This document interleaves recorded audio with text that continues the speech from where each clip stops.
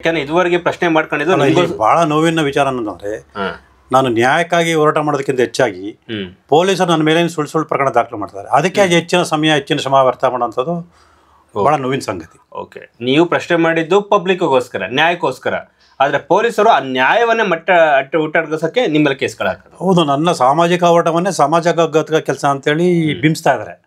ಅಂದ್ರೆ ಜನಕ್ಕೆ ನ್ಯಾಯ ಕೊಡ್ಸೋದನ್ನೇ ಜನರಿಗೆ ತೊಂದರೆ ಕೊಡ್ತಾನಂತ ಸುಳ್ಳು ಬಿಂಬಿಸ್ತಾ ಇದಾರೆ. ಸೊ ಹೀಗಾಗಿ ನನ್ನ ಹೆಚ್ಚಿನ ಸಮಯ ಬರೀ ನನ್ನ ಮೇಲೆ ಹಾಕಿರೋ ಸುಳ್ಳು ಪ್ರಕರಣಗಳು, ಸೊ ಇದಕ್ಕೆ ಸಂಬಂಧಪಟ್ಟಾಗ ಹೆಚ್ಚು ಓಡಾಡೋಂಥದ್ದು ಆಗ್ಬಿಡಿ. ಸಮಾಜಮುಖಿ ಕೆಲಸ ಮಾಡಿದ್ರೆ ಸಮಾಜಘಾತಕ ಅಂತ ಕೆಲಸ. ನಿಜವಾದ ಸಮಾಜಘಾತಕರಿಗೆ ಪರಿಣಾಮ ಕ್ರಮಗಳಲ್ಲ.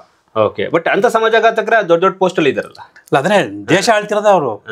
ಹೆಚ್ಚಿನ ರಾಜಕಾರಣಿಗಳನ್ನ ನೋಡ್ತಗೊಂಡಾಗ ಅವರೇ ನಿಜವಾದ ಸಮಾಜಘಾತಕರು. ಆದರೆ ಸಮಾಜದ ಒಂದು ಭಾಗ ಆಗಿ, ಅಂದ್ರೆ ಸರ್ಕಾರದ ಒಂದು ಭಾಗ ಆಗಿ ಕೆಲಸ ಮಾಡ್ತಾ ಇದಾರೆ. ಸೊ ನಮ್ಮ ಜನ ಅದನ್ನ ನೋಡ್ಕೊಂಡು ಸುಮ್ಮನೆ ಇದಾರೆ.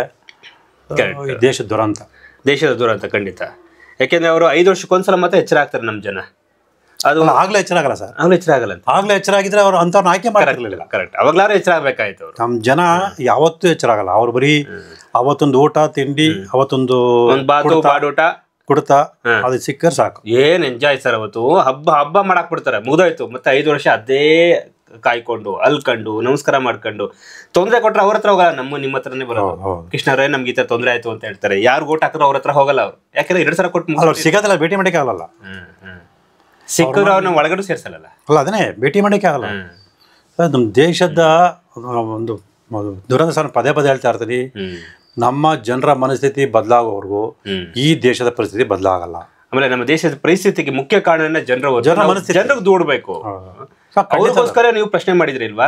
ಅವರಿಂದಲೇ ತೊಂದರೆ ಸಿಕ್ಕಾಕೊಂಡ್ರಿ. ನಮ್ದು ಹಂಗೆ ಆಗಿತ್ತು. ಅದೇ, ಅಲ್ಲಿವರು ತೊಂದರೆ ಆಗೋವರೆಗೂ ಸುಮ್ಮನೆ ಇರ್ತಾರೆ. ಅವ್ರ ಕೆಲಸ ಮುಗಿದ್ಮೇಲೆ ನಮ್ನ ಯಾರು ಕೇಳೋದಿಲ್ಲ.